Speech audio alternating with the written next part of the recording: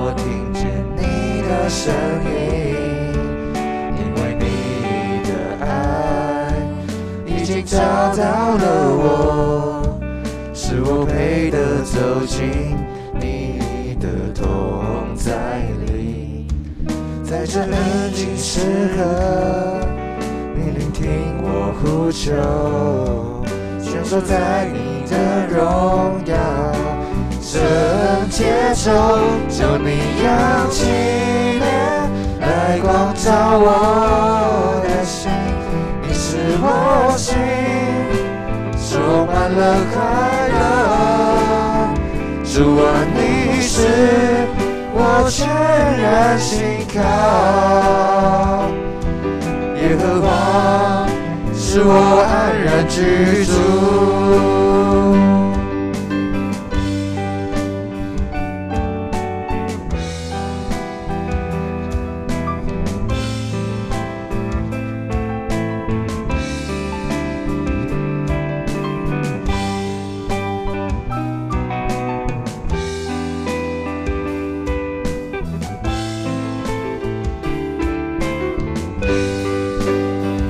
求你扬起脸来光照我的心，你使我心充满了快乐。主啊，你是我全然信靠，耶和华使我安然居住。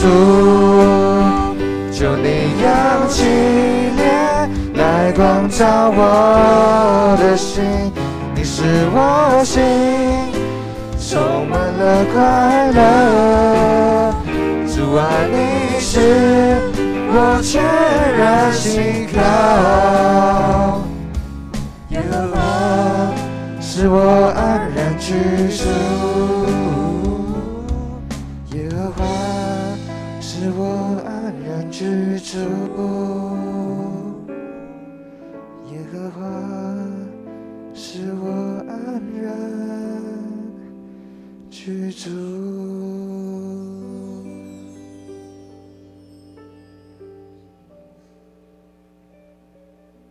我们会祷告。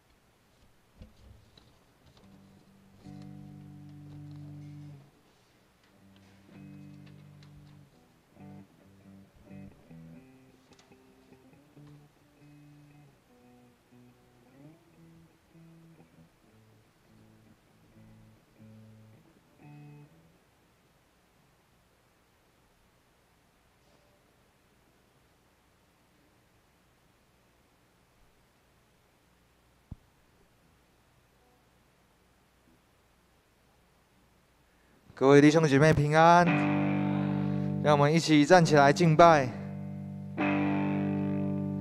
耶稣是我最好的朋友，无论什么时候，你都牵着我的手。我的心情只有你最懂，在不知不觉中，你充满我的生活。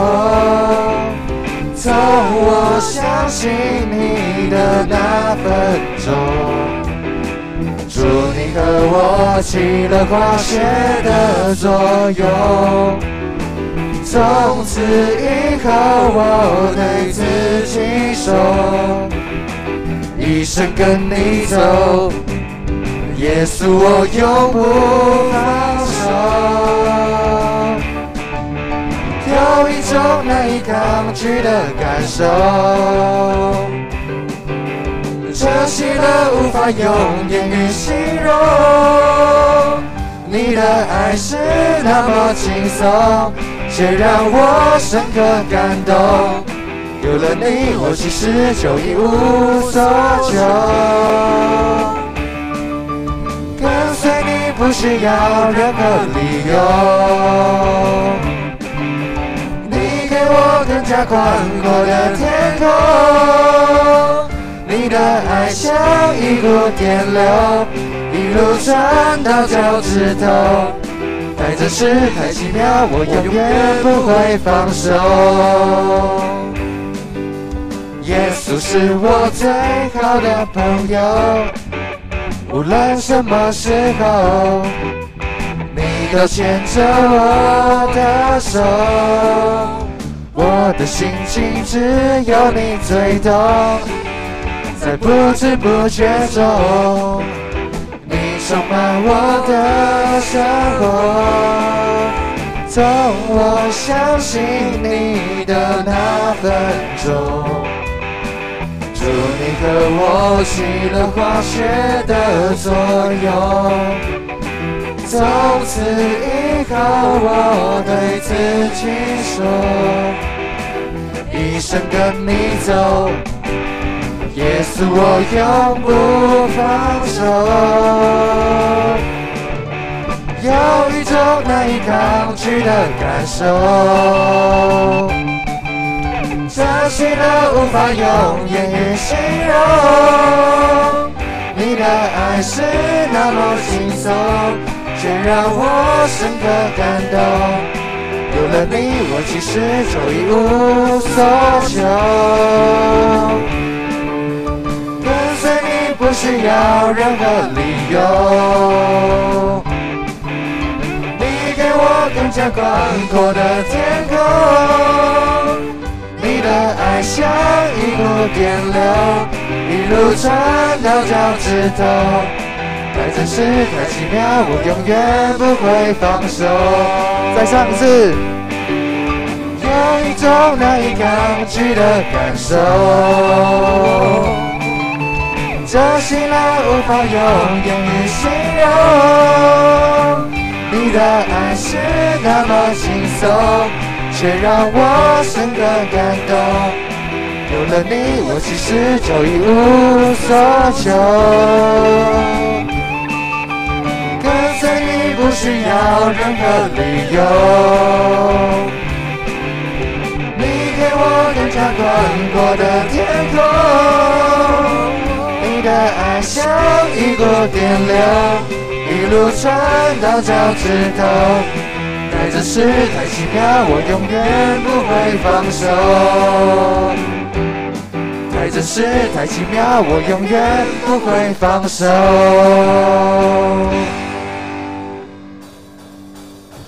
求主赐给我们不动摇的信心，在任何困难之中，我们都要坚定的信靠你，紧紧的拉住你的手。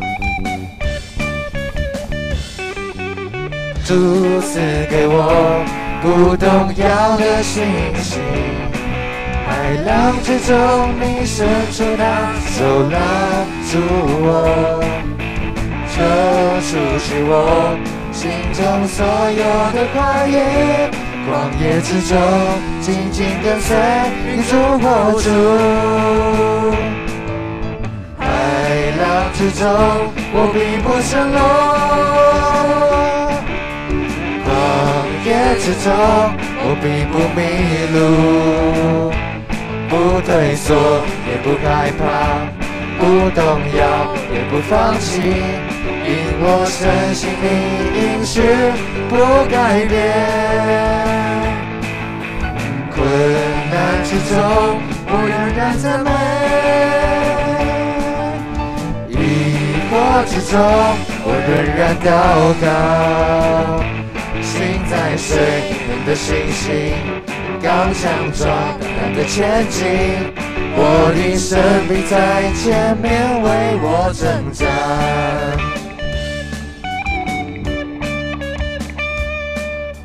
主赐给我不动摇的信心，海浪之中你伸出的手拉住我，就除去我心中所有的怀疑，旷野之中紧紧跟随云主活主。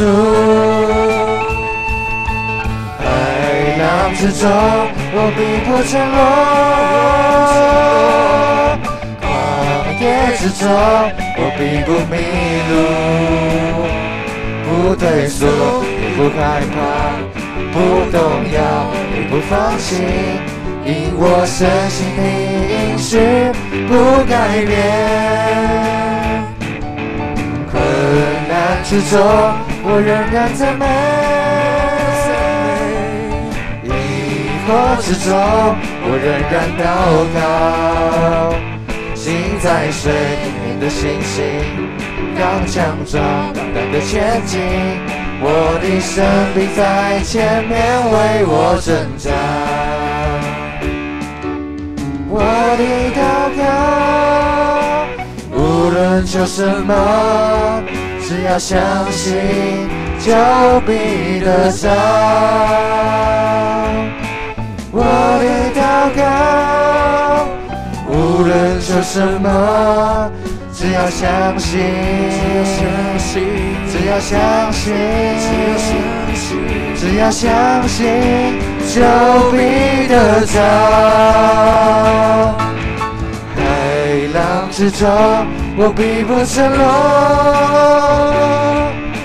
旷野之中，我并不迷路，不退缩，也不害怕，不动摇，也不放弃，因我深信你应许不改变。困难之中，我仍然赞美；疑惑之中，我仍然祷告。心在水面的信心，刚强壮胆的前进，我的生命在前面为我征战。心在水面的信心，心在水面的信心，刚强壮胆的前进，我的生命在前面为我征战。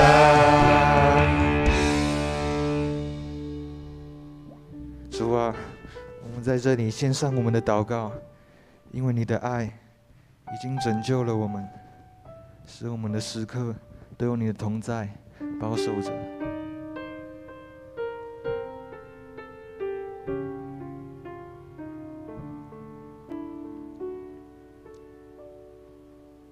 我来到你宝座，献上我的祷告，在这宁静时刻，我听见你的声音，因为你的爱已经找到了我，使我配得走进你的同在里。在这安静时刻，你聆听我呼求，享受在你的荣耀，圣洁中，求你扬起脸来光照我。的心，你是我心，充满了快乐。主啊，你是我全然信靠，耶和华是我安然居住。我来到你宝座，献上我的祷告，在这宁静时刻，我听见你的声音，因为你的爱已经找到了我，使我配得走进你的同在里。在这安静时刻，你聆听我呼求，享受在你的荣耀，圣洁中，求你扬起脸来光照我的心。你是我心，充满了快乐。主啊，你是我全然信靠，耶和华使我安然居住。主啊，求你的圣灵降临在我们的当中，感谢你洗净我们一切的罪恶，并用你的爱拯救了我们，使我们得以全然的信靠，安然的居住在你的殿中。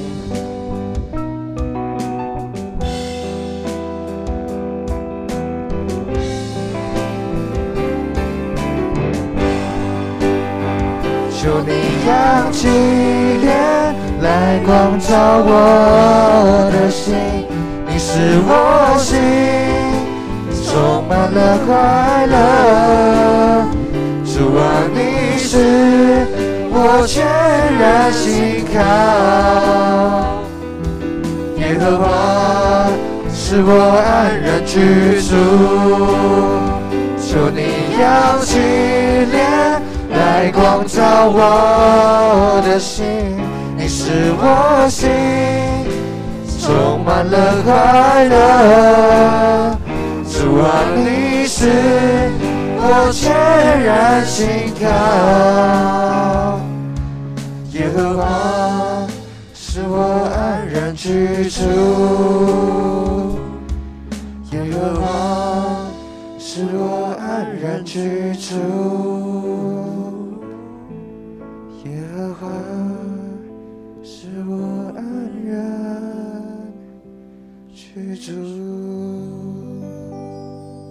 亲爱的上帝，请你让我们永远都专注的仰望你，并且在任何时刻都不要忘记你是我们唯一的依靠。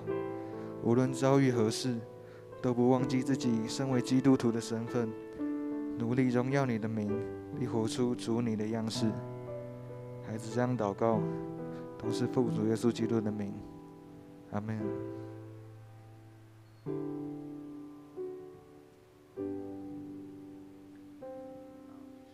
此时我们依然站着，用使徒信经来做我们的信仰告白。我信上帝，全能的父，创造天地的主宰。我信耶稣基督，上帝的独生子。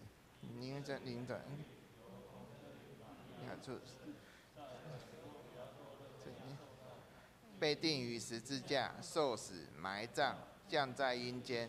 第三天从死人中复活，升天，坐在全能的父上帝的右边，将来必从那里降临，审判活人死人。我信圣灵，我信圣而公之教会，我信圣徒相通，我信罪得赦免，我信身体复活，我信永生。阿们。请坐。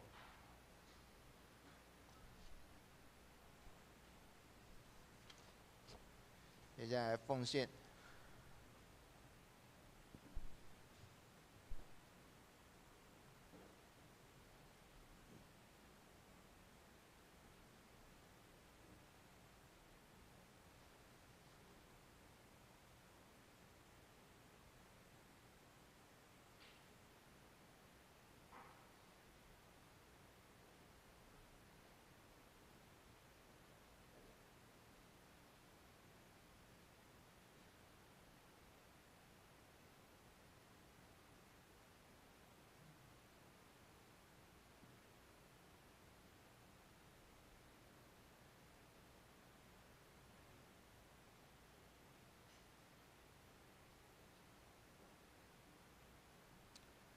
们一起低头同心做一个祷告。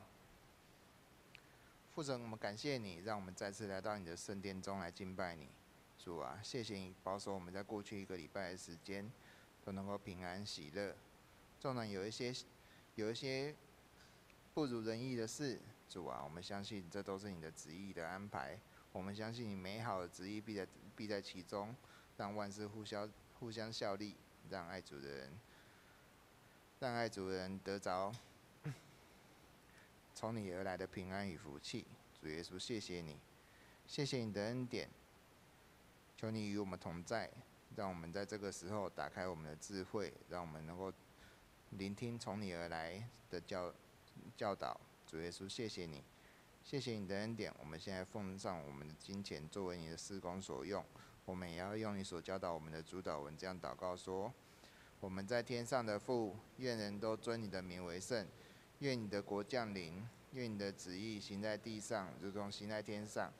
我们日用的饮食，今日赐给我们，免我们的债，如同我们免了人的债，不叫我们遇见试探，救我们脱离凶恶。因为国度、权柄、荣耀，全是你的，直到永远。阿们。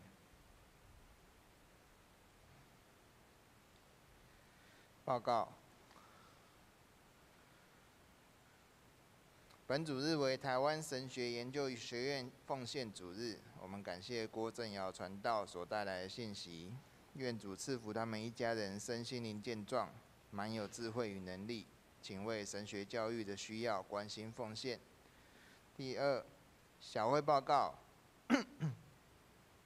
小会接纳任命明年度各团契会长：圣歌队于中琴、乐团潘廷一、松年张美玲、琴社团契蓝佑书、妇女团契吴雅玲、社青团契蔡贝玉、青年团契邱继红、少年团契林子爱、主日学校长史凯华、青少年辅导翁定信、林子瑜。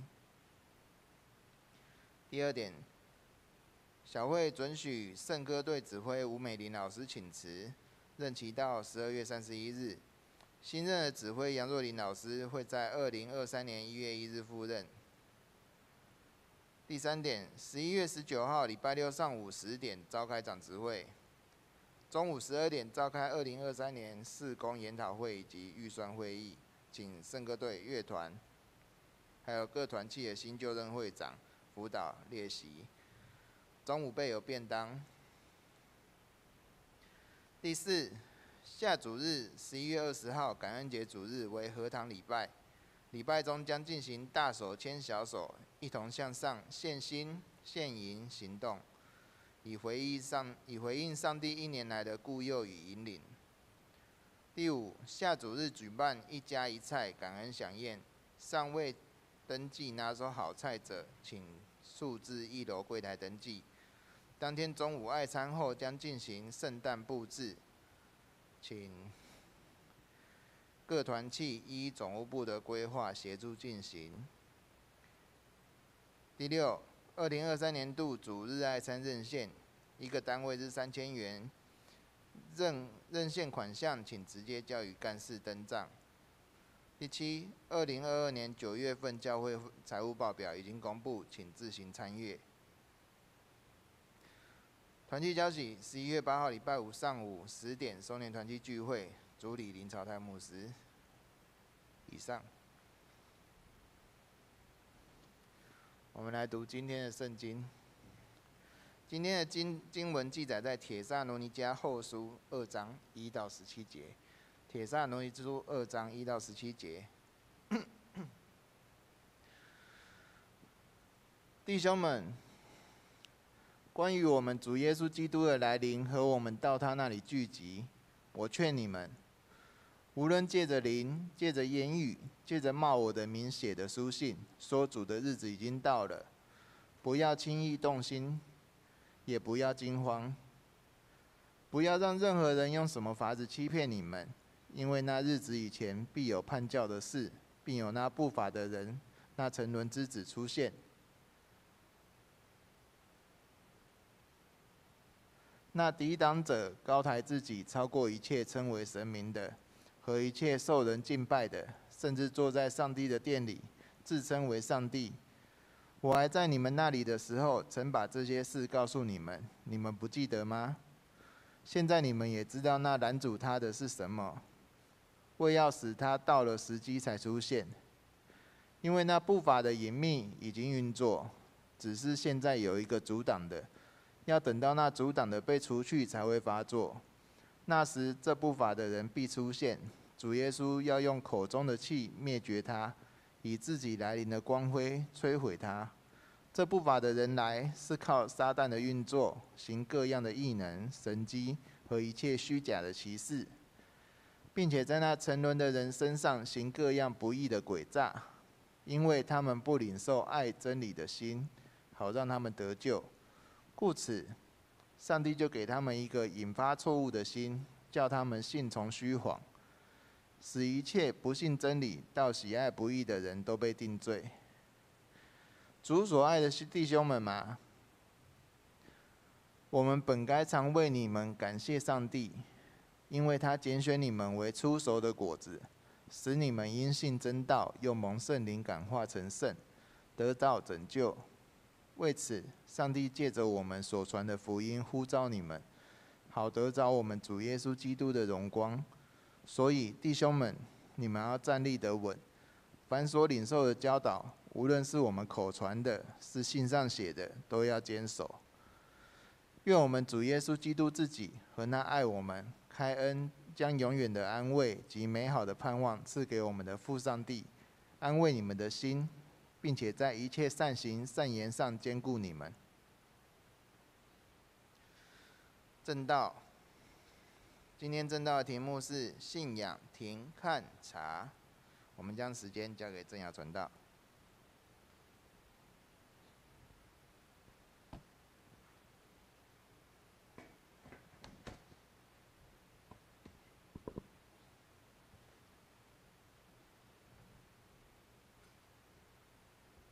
好，各位，这么多人哇，大家平安。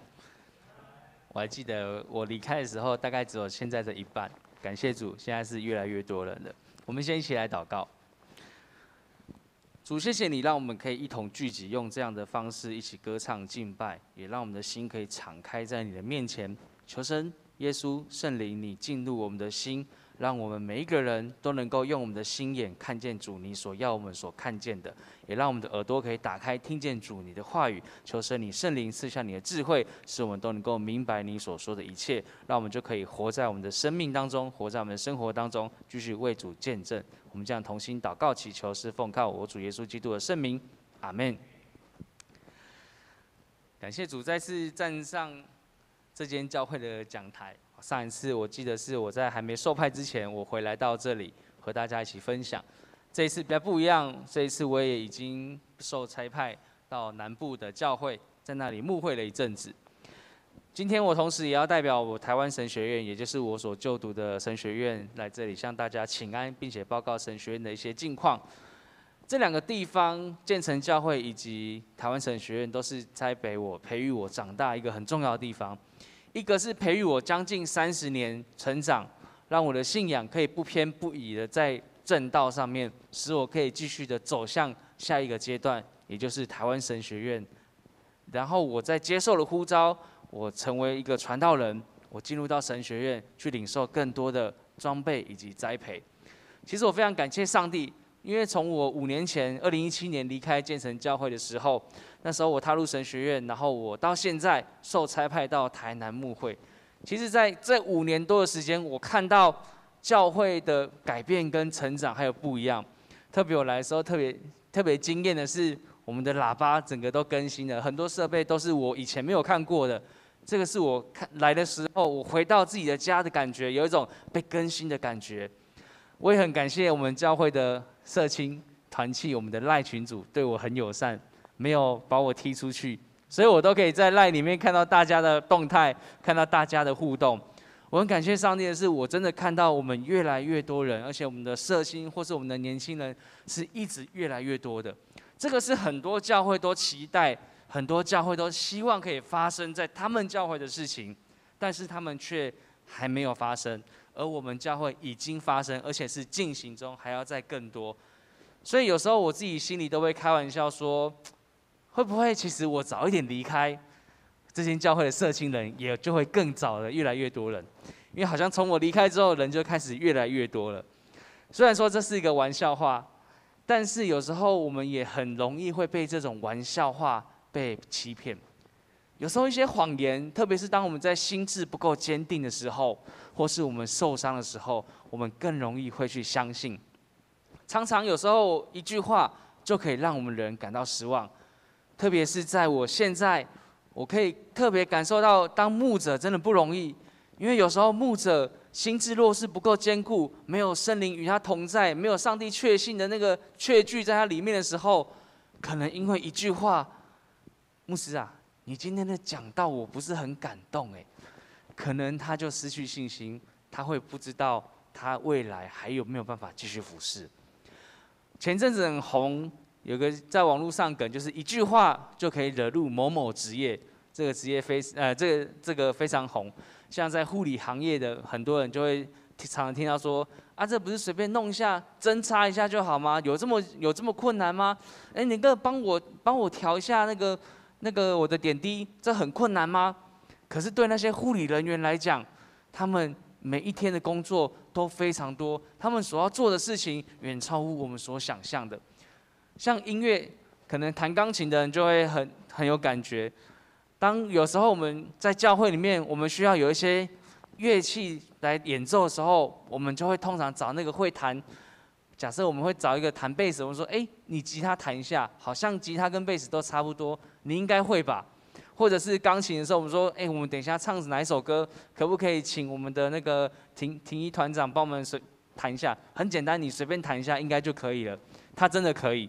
但是音乐人听到这个，通常都很不开心，因为没有这么简单的事情。你不知道我花了多少心血去做练习，很多时候一句话就可以惹怒一位全职的妈妈。全职妈妈常常被误会说，在家带小孩非常轻松，你的时间应该非常多吧？有时候我们会觉得，你就是小孩子吃了睡，睡了吃，吃了再睡，那睡觉时间你不就很轻松吗？可是对一个全职妈妈来讲，小孩子睡觉的时候，并没有办法跟着一起休息，而是要继续的忙碌家里的事情。你要整理家里的家务，你要洗小孩的奶瓶，你要洗小孩的衣服，你要处理他睡觉的地方，你要整理全家人的晚饭。很多时候，我们因为一句话，我们就会打乱我们自己原本的心情。我们因为一句话，我们可能就会成为一个失落的人。在现代的心理学里面研究，很多时候，我们人拥有负面情绪的时候，通常我们去追根究底，最终那个负面情绪的来源是来自于一件事情，叫做失望。例如，我们有期待要有家庭时间的时候，可能今天你的另外一半，老公或老婆，他太晚回家了，或是我们比较大的，我们有孩子了。孩子太晚回家了，晚上10点、11点还不回来，这个时候我们可能有些人会很生气，就开始说：你们是不是都不把这个家当家了？你们是不是都觉得这个家没有温暖？有些人不是生气，可是他很难过，他可能会说：你们是不是都不爱这个家了？难道这个家已经没有温暖了吗？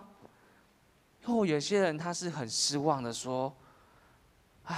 好像大家都不想要回家跟我说话了，会不会是我不会管理这个家？我是不是不太会懂得打理？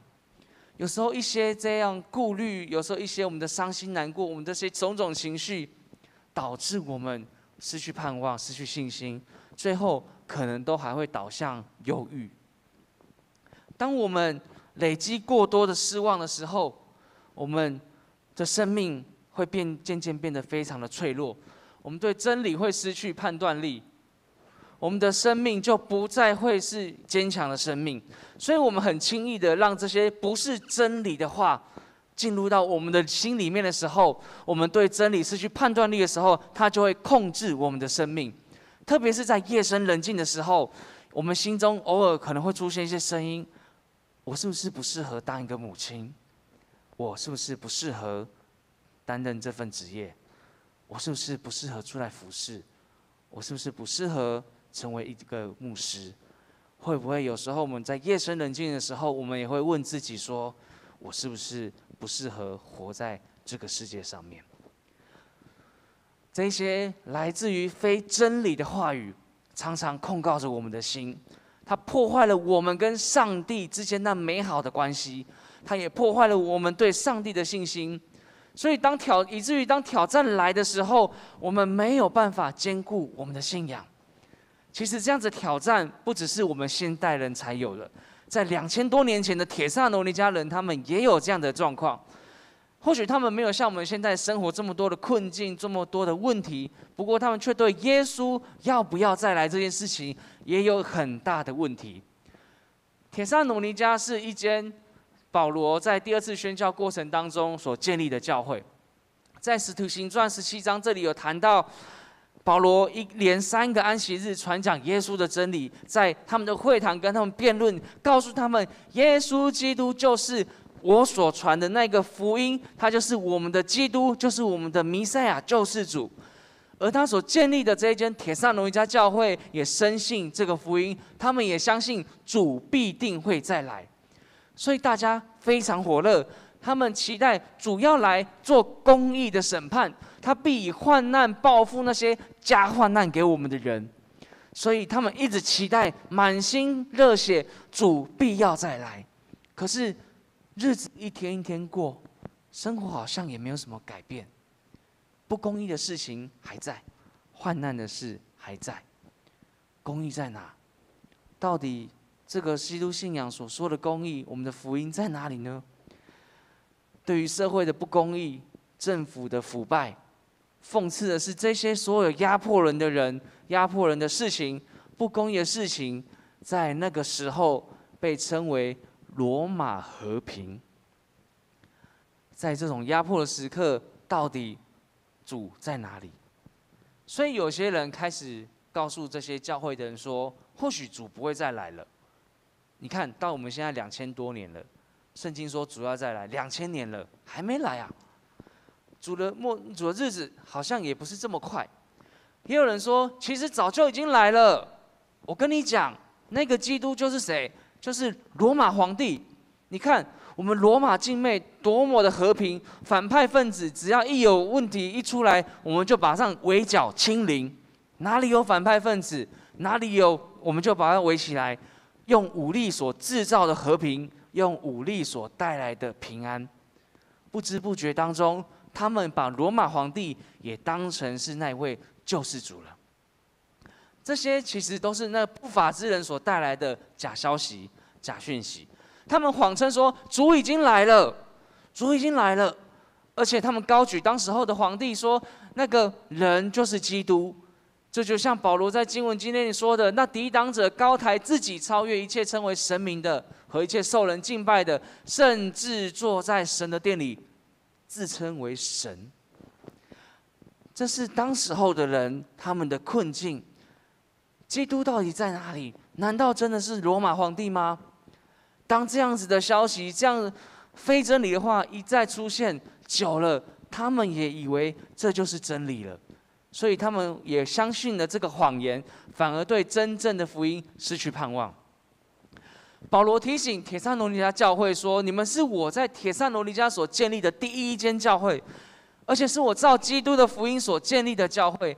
在帖撒罗尼迦，你们是第一批信主的，你们是最宝贵的。为什么？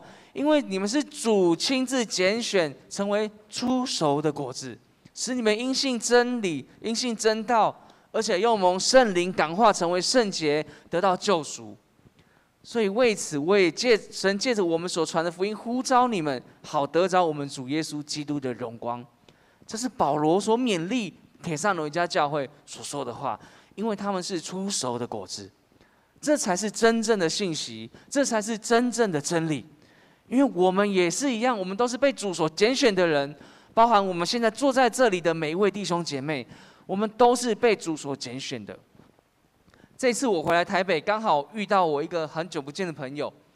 这个朋友他不是一个基督徒，前阵子很特别，他突然问我一件事情，所以我这次回来台北，我说我一定要找他。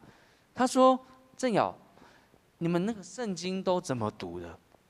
一个从来不相信上帝的人，一个我跟他10几年的朋友，我是基督徒，他也知道，可是他却对基督徒、对这个基督信仰一点兴趣都没有的人，那一天他突然问我：“请问你们圣经是怎么读的？”我当时候我又惊讶，我又有点害怕，因为我不知道他是要来干嘛的。而后来我就跟他聊聊，我才发现，原来他是最近才开始接触信仰。以前他都常常笑我说，基督徒很无聊，你们每个礼拜天又不能出去玩，什么都不能做，很多限制，为什么要当基督徒呢？好痛苦哦。你看，像我们一样很开心，每个礼拜我们可以安排自己的规划，不然再想来的时候再来就好。你不要都把自己的时间绑在教会嘛。这是他对我所说的话。当我心智不够坚定，当我有时候软弱的时候，我也很容易被他的话说服。我会觉得是啊，有时候好像放弃，不当基督徒也是比较轻松的。反正主已经拯救我了，我知道我已经会得救了，我为什么还要这么认真的在教会呢？但是感谢主，我知道他亲自拣选我，成为他的孩子，他亲自为我上十字架，为我赎罪，使我相信他，所以我得到拯救。在我软弱的时候，他也差派弟兄姐妹来到我的身边，成为我的帮助。特别是这边我们有几位一起长大的，我真的很感谢上帝，因为我有你们的陪伴，我的信仰路才能够这么样的坚固，持续走在路上。当我那个朋友知道我在念神学院，并且我出来，我已经预备要成为牧师的时候，他知道我对圣经比较了解，所以他问我这个问题，问我说到底要怎么开始读圣经。所以我开始跟他讲，我说啊，你可以从哪里开始读，或者你可以从头开始读，你可以看创世纪、看马太福音都可以。我自己心里面想，上帝的工作为什么这么奇妙？一个我从来都不觉得他会想要认识这份信仰的人，竟然在某一天，上帝自己工作，让他来问说他要怎么读圣经。虽然因为工作的关系，他没有办法有固定的时间以及固定的地方聚会，他没有办法稳定的聚会。不过他现在他有空的时间，他就会带他的女朋友固定去教会聚会。当他们需要读圣经的时候，他们也会一起读圣经。而我知道他们目前已经从创世纪开始读到挪亚方舟了。上帝拣选我们成为他的儿女，叫我们因为相信这个真理福音，因为相信上帝耶稣的拯救，我们就可以得到永远的生命。基督拯救我们的方式，不是像罗马那样子强制清零，不是说你不信我，我就强迫你知道你信我，而是用他爱的方式，他自我牺牲，在我们的十字架上面为我们受苦。这是他所给我们的福音，他呼召我们要来成为他的儿女。所以我们必须要知道一件事情，主爱我们，他真的很爱我们，甚至他用他自己的生命要来换取我们在基督里面真正的生命。这才是我们要相信的讯息，这才是我们要相信真正的福音。各位弟兄姐妹，我们都是主亲自拣选的，我们很容易就因为一句话，因为这个世界的影响，被谎言欺骗。我们觉得好像只要不被祝福的人生，就是被定义为失败的人生。所以有时候我们常常有在骑车开车的出车祸，我们觉得我们不被祝福；我们的生病，我们就觉得我们不被祝福；我们的婚姻出现问题，我们也觉得我们不被祝福。甚至贫穷，也让我们觉得我们是不被祝福的。不过我要告诉你，这些都不是真的，这些都是假消息。真正的福音是我们的生命因着耶稣而再次有重生的机会，这是我们真正祝福的人生。所以我很喜欢一段经节，是哥林多后书5章17节的：若有人在基督里，他就是新造的人，旧事已过，都变成新的了。我们因为被主拣选，我们成为他的儿女，所以我们能够继续的有新生命，站在他的面前，然后站在这里，我们一起来敬拜我们的上帝。有时候我们需要的是分辨真假的声音，有时候我们需要是去分辨真假的讯息。特别在我们现在这个时代，我们更需要智慧来分辨这一切。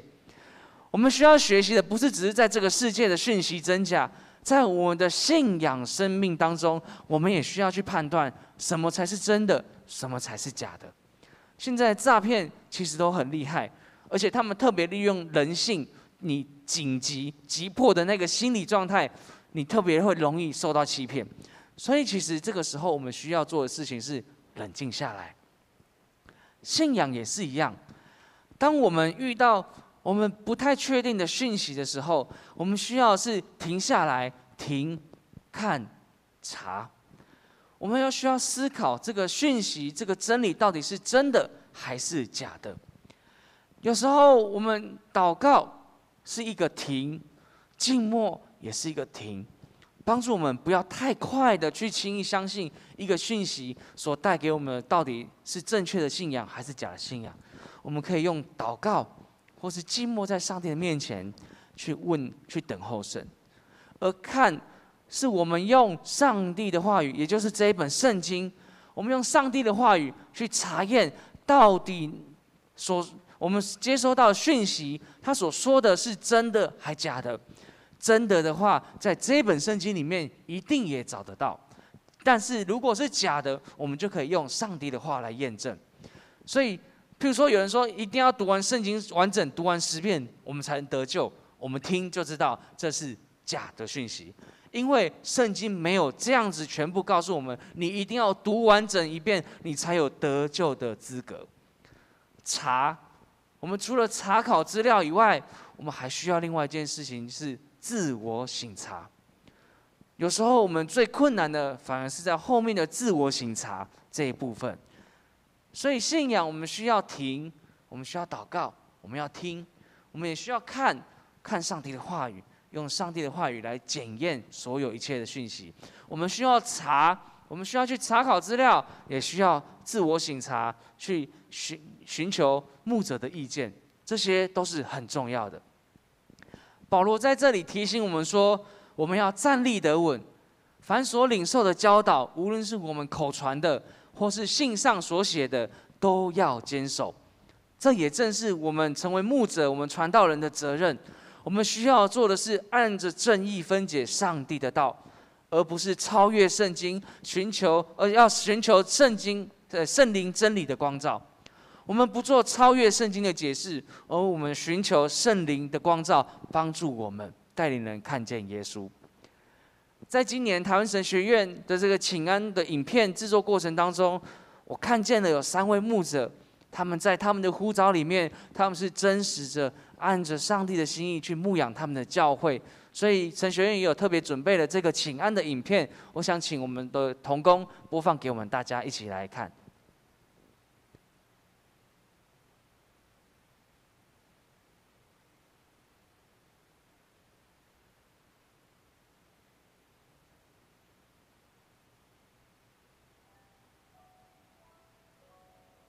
150年前，只有28岁的马街来自遥远加拿大，台湾就好像是偏乡。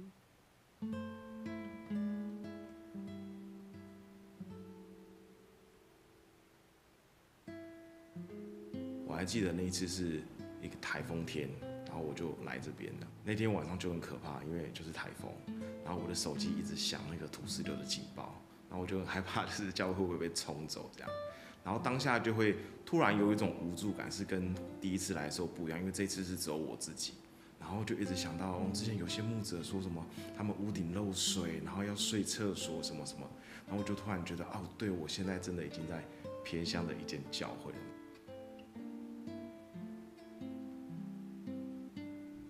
好像是我自己的属灵的家人一样，我们又是同胞，又是弟兄姐妹，然后看到这些羊群是没有牧人能够持续这样喂养下去的时候，我在神面前的悔改，在神面前的祷告，那就死就死，就好像一粒麦子落不落在土里面，它就不能结出许多的子粒来。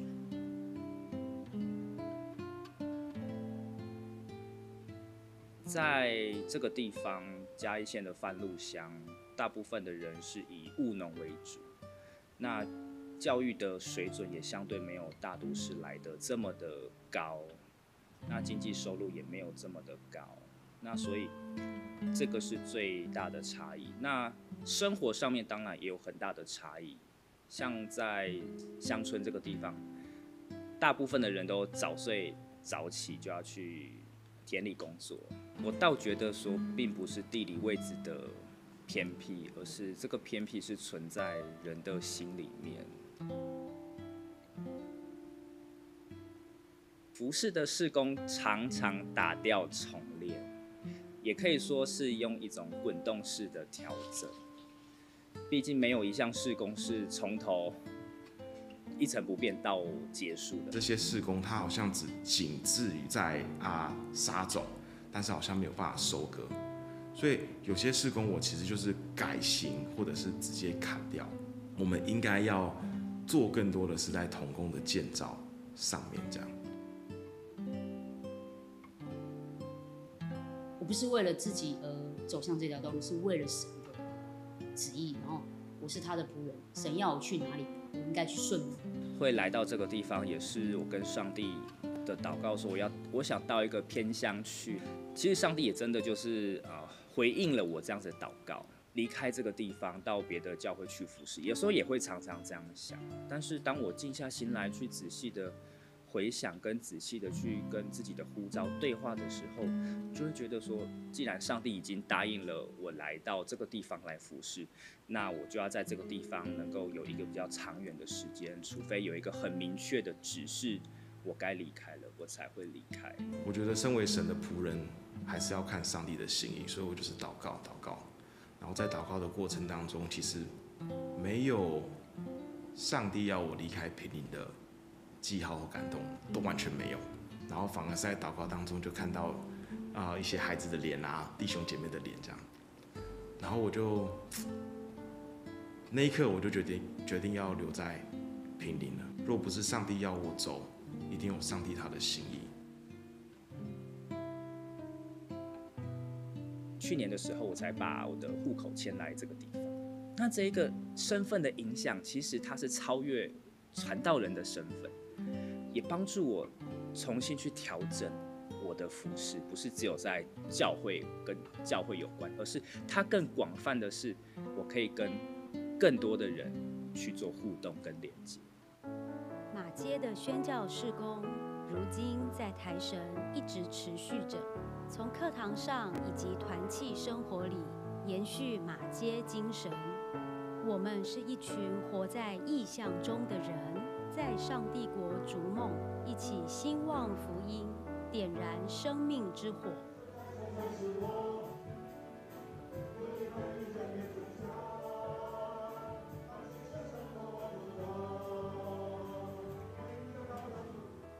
台湾神学院的校训就是对上帝有信，对人有爱，对土地有情。我们的使命就是要培育一群敬畏上帝、爱教会的传道人与教会工作者，继续传承马街的精神，就是谦卑于上帝的呼召，愿意去到最需要的地方，通过爱与受苦，让人可以经历到耶稣基督的福音所带来的拯救与盼望。也因此，我们非常需要众教会弟兄姐妹你的奉献、支持与代祷。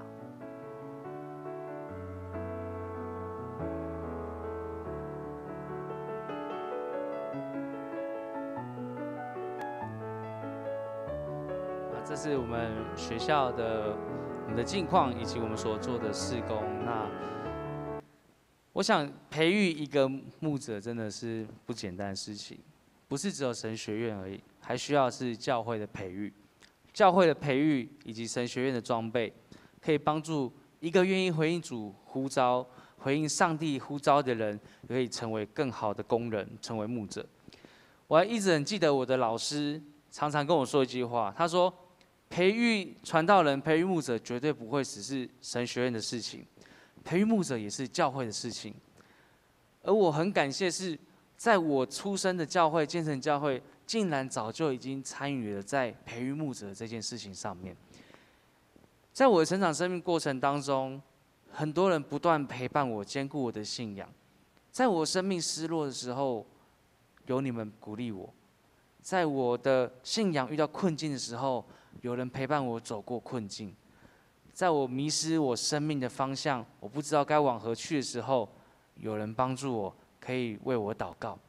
这些是我在决心回应呼召之前就已经有的事情，而也因着有人在路上兼顾我的信仰，所以以至于我可以如同保罗所说的，我可以站立得稳。在我决心回应呼召之后，教会也非常愿意支持我去读神学院，甚至为我负担所有神学院的费用。为此我真的非常感谢，因为我已经在建成教会看见到未来教会跟神学院一起互相合作，栽培出一位传道人的这样一个正向的循环。所以当神学院栽培更好的工人进入到教会里面，那些教会有更好的传道人，就能够栽培更多的下一代，要继续回应主的呼召，成为一个传道人，然后再去到神学院接受到更好的装备。如此，这是一个正向的循环，让我们可以在上帝国一起努力。所以培养一位牧者真的不简单，要培育一位愿意委身的牧者更不简单。这不只是神学院的工作，也是我们地方教会跟神学院一起共同合作所带来的效果。所以回应像保罗所说的，当我们弟兄姐妹我们失落的时候，我们需要的是彼此坚固的心，我们需要的是去扶持那软弱需要帮助的人，因为我们没有一个人有办法一个人走很远，我们一个人只能走得快，但是一群人才能够走得更远。而这也是我们信仰价值一个很重要的部分，我们弟兄姐妹的互相扶持，使我们可以成为一个坚强的信仰群体，而这也是我们教会所存在的价值。所以愿我们大家都可以一起来支持我们的神学教育事工，也让我们支持在我们教会里面所有需要的人，让我们不是只是成为一个团体，而是有信仰的团体，一同站在这稳定的根基上，一起为主的工程来拼命来努力。我们一同来祷告。亲爱的上帝，我们谢谢你，因着你的呼召，因着你的爱，我们可以成为你无愧的工人，奔跑在这一条天路上面。我们要一起来建造教会，我们要一起在这里建造属于神你的信仰团体。谢谢耶稣，你如此呼召我们，使我们成为一个圣洁的国度，也让我们因着有你的同在，我们就不惧怕，我们可以安然的居住在神你的殿中。求神你继续的带领我们每一位弟兄姐妹，让我们在我们的生活中，让我们在教会里面的服事都能够合神心意。愿神你悦纳我们的一切祷告，是奉靠主耶稣基督的圣名，阿们。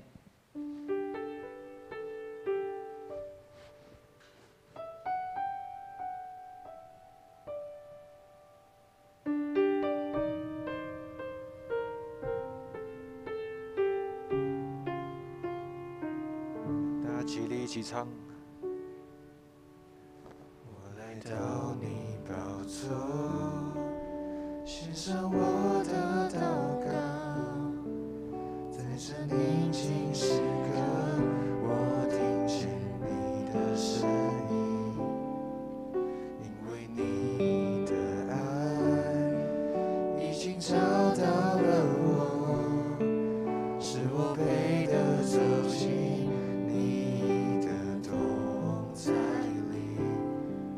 在这安静时刻，你聆听我呼求，享受在你的荣耀圣洁中，求你扬起脸来光照我的心，你是我心充满了快乐。主啊，你是我全然信靠，耶和华是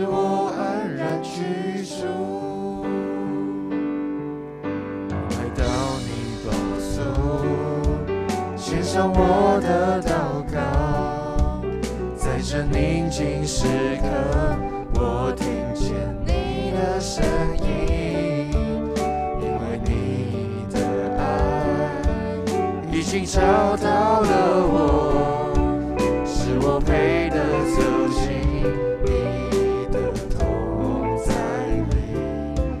在这安静时刻，你聆听我呼求，享受在你的荣耀。圣洁中将你扬起来光照我的心，你是我心充满了快乐。主啊，你是我全然信靠，耶和华是我安然居住。求你扬起脸来光照我的心，你是我心充满了快乐。主啊，你是我全然信靠，耶和华是我安然居住，耶和华是我安然居住。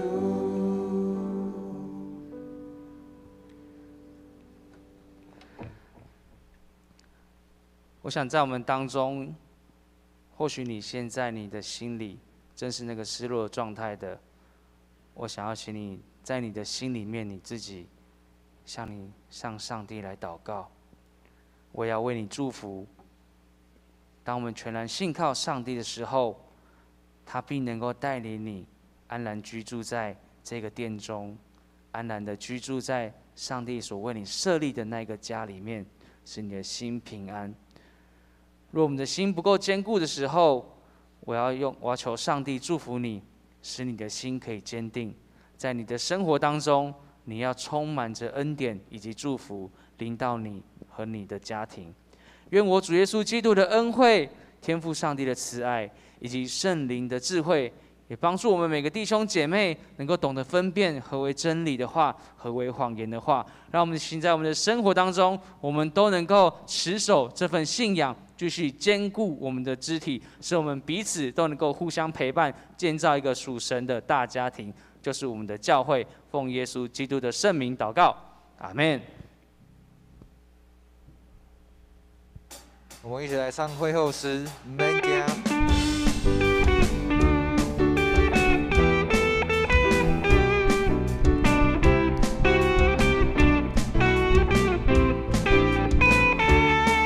哦，主，求你使用我，哦，主，差遣我。释放瞎眼的看见，叫那受压制的自由。大声说，大步走，带着主所赐的力量，勇敢地面对每天的不一样。每天走每天，有主同行，我不害怕。我要去传扬，每天都说哈利路亚！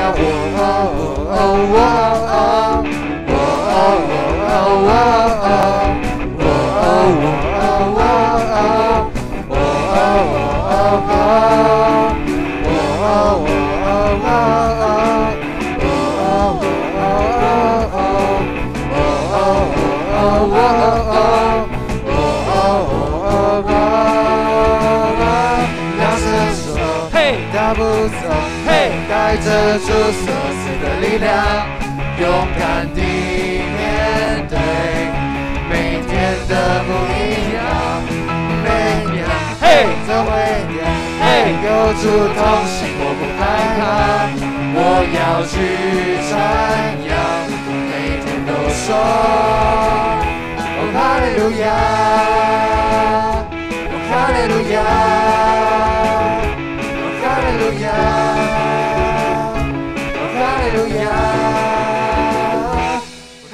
路亚。